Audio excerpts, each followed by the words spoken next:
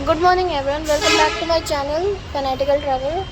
This is Deepika और अभी मैं हूँ परवाणू में। अब मैं यहाँ से निकलूँगी शिमला के लिए। तो अब शिमला में देखते हैं, अब कल की बारिश के बाद अभी तो बहुत धूप हो गई है।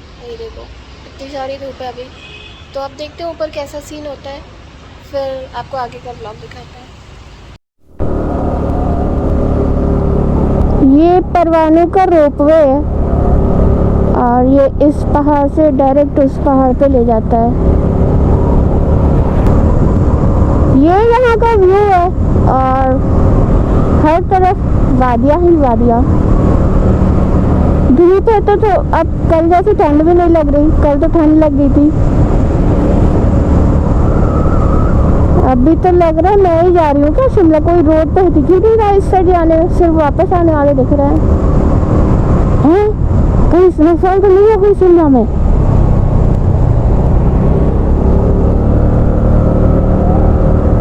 नहीं, पर स्नोफॉल में तो लोग और जाते हैं।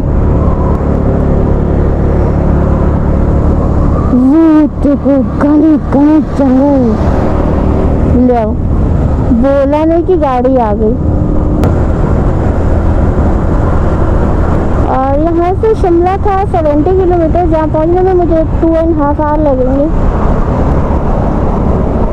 बस ये पहाड़ पे चलाना है तो कोई ऐसा हेक्टिक सा लगेगा नहीं। पहाड़ पे चलाने में तो और मज़ा ही आता है। होटल से मैं ऐसे ही निकल गई थी और यहाँ पे अब मैं रुकी थी ब्रेकफास्ट करने के लिए। यहाँ पे बहुत से खाने पीने के ऑप्शन हैं, जैसे ही मैकडी है, डोमिनोज, वांगो भी था।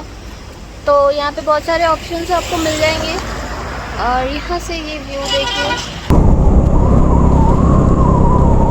पहाड़ों पे ड्राइव करने में मज़ा तो आता है, बस हमें ध्यान से ड्राइव करना होता है। अभी मैं ड्राइव करते करते भूल ही गई कि मुझे व्लॉगिंग भी करनी है।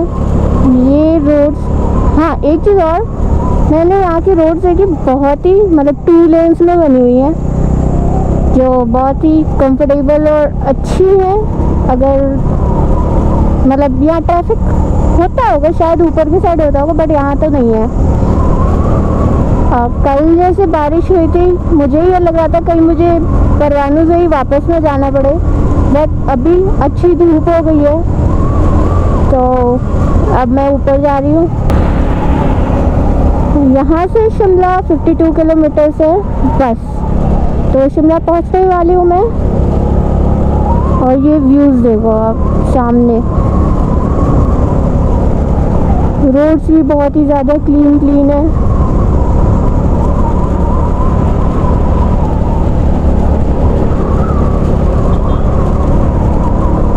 तो यहाँ ड्राइव करने में तो अच्छा ही लग रहा है, बस यही है ध्यान देके ड्राइव करना है, क्योंकि कर्व्स बहुत ज़्यादा आ रहे हैं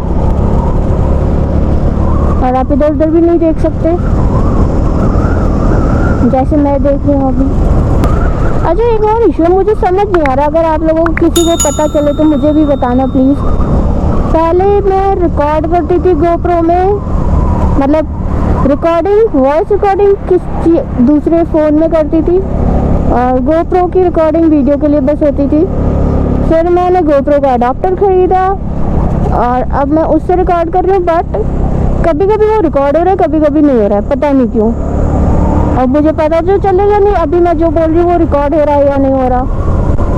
और अभी वाली रिकॉर्डिंग में थोड़े इश्यूज भी आ रहे हैं, तो समझ नहीं आ रहा कि गोप्रो काम, मतलब काम की चीज़ तो है ही, बट ऑडियो के केस में शायद गोप्रो को कुछ करना चाहिए। या आप लोग बताओ अगर मैं कुछ मिस कर रही हूँ कहीं पे। धूप अच्छी है, अगर ये धूप हट जाए फिर तो चलाने में दिक्कत होगी, क्योंकि हवा में ठंडा तो है ही। और अभी मैं जहाँ रुकी थी उन्होंने कहा भी था धर्मपुर के आगे ठंड स्टार्ट हो जाएगी और ठंड लगने लगेगी। शिमला का रास्ता ऊपर है, कुमार हट्टी का नीचे है।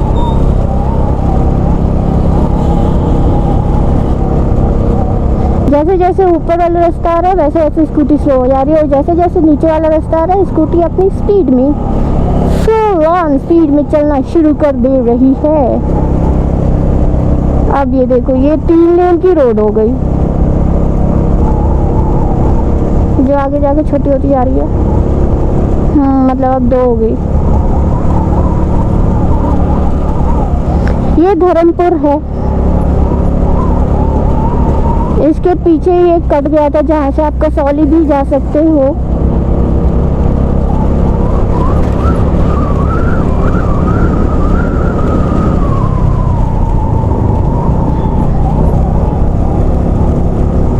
कल तो भाई समझ नहीं आ रहा था, कल इतने ज़्यादा ओले गिरे थे, बारिश हो रही थी और मैं गीली भी हो गई थी, तो मुझे ठंड बहुत ज़्यादा लग रही थी, इसलिए मैंने तुरंत एक होटल बुक किया।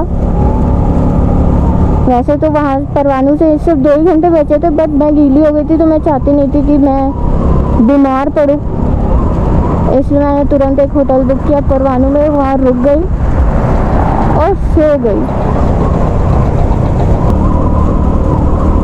वो दूर एक पहाड़ हल्का हल्का सा दिख रहा है। अगर मैं नेक्स्ट मंथ आती यहाँ पे तो शायद यहाँ स्नोफॉल हो जाती। अच्छा मैं इसी मंथ आ गई, क्योंकि अभी स्नोफॉल होगी नहीं, आराम से घूम लेंगे। स्नोफॉल में स्कूटी कहाँ चलेगी।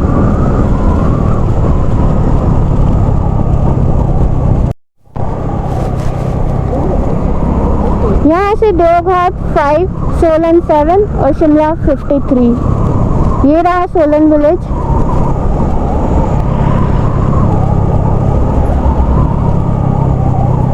अगर आवाज़ नहीं आ रही होगी आपको तो फिर मैं वॉइस ओवर दूंगी इसी पे, तो मुझे याद कैसे रहेगा मैंने बोला क्या है।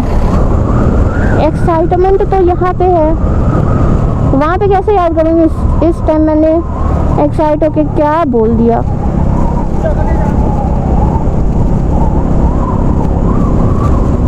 कोई ऐसा ऑप्शन होना चाहिए जिसमें माइक वाइक की कोई ज़रूरत ही ना हो, खुद से सब कुछ रिकॉर्ड हो जाए। कुछ करो गोप्रो वालों। जैसे बोर्ड एग्ज़ाम देने से पहले लोगों को प्री बोर्ड देना होता है, वैसे मैं मोटो व्लॉग करने के लिए ये प्री मोटो व्लॉग कर रही हूँ। तो आप सोचो बोर्ड एग्ज़ाम मेरा क्या होगा। सोचो सोचो सोचो।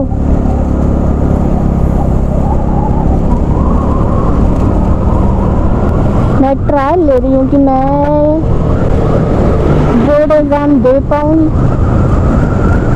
ऐसा दे तो लेना चाहिए, ट्राई करने से तो कुछ भी हो सकता है। There is a difference between try and zid.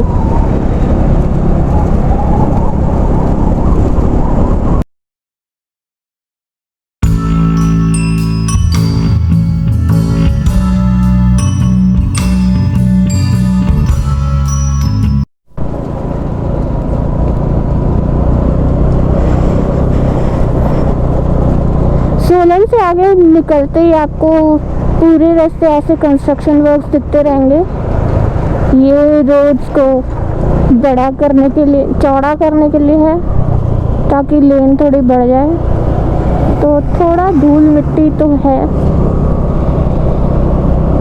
और मेरे ख्याल से ये ऊपर तक होगा, क्योंकि कहीं कहीं पे तो एक ही लेन से दोनों साइड की गाड़ियाँ जा रही हैं, और कहीं कहीं पे रोड्स बन गई हैं तो 2-2 लेन है। जैसे ये देखो, ये बन रही है अभी, और एक साइड की बन गई है।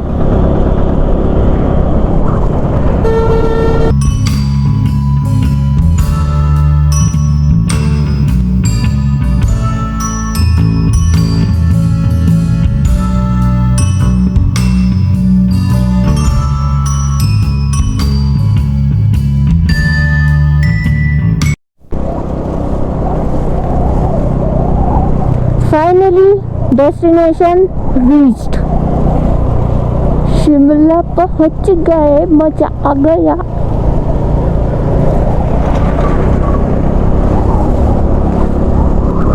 यहाँ से आप नीचे देखो, वो दूर पहाड़, कैसे देखूं।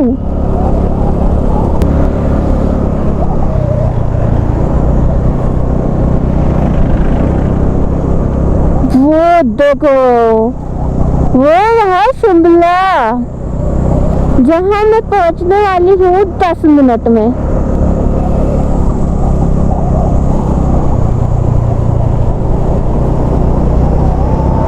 And 10 minutes and I will be in Shimla. फिर घूमेंगे शिमला का मॉल रोड, ब्रिज, चर्च, वहाँ पे हनुमान मंदिर है, और खाऊंगी सिड्डू। मेरे एक फ्रेंड ने बताया था, मतलब वो फ्रेंड नहीं था, वो लास्ट टाइम मैं शिमला से जा रही थी तो मुझे बस में मिला, फिर हमारी फ्रेंडशिप हो गई। उसने बताया कि शिमला का सिड्डू बहुत ज़्यादा फेमस है और बहुत ज़्यादा टेस्टी है। ये देखो बादल और शिमले का पहाड़।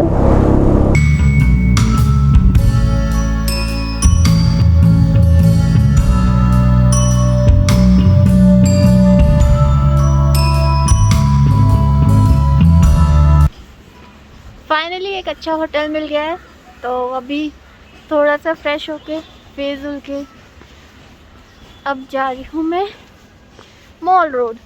वहाँ पे खाऊंगी पीऊंगी, भूख भी लग गई है और ये चढ़ाई बहुत दर्द दे रही है। स्कूटी से चढ़ने की हैबिट हो गई है, ये कैसे चढ़ूँ मैं? वो देखो पीछे, वहाँ से चढ़ के आ रही हूँ मैं।